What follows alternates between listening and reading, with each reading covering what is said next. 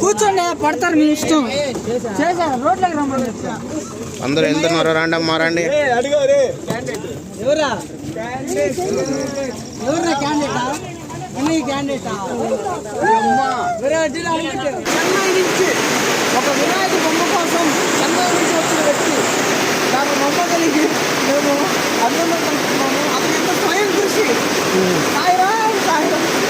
చూసుకున్నట్లయితే ఈ భారీ తుఫాన్లో మేము చిక్కుపోయి ఉన్నాము. ప్రజలు అంతా స్టక్ అయిపోయి ఉన్నారు. అందులో మవీన్ బెంగళూరు నుంచి వచ్చి ఇక్కడ అన్యాయంగా ఇరుక్కుపోయాడు. మనిషి చూసినట్లయితే ఇక్కడ హార్డ్ వర్కే మనం ఒక వేరు తిలకం కూడా పెట్టుకోవచ్చు.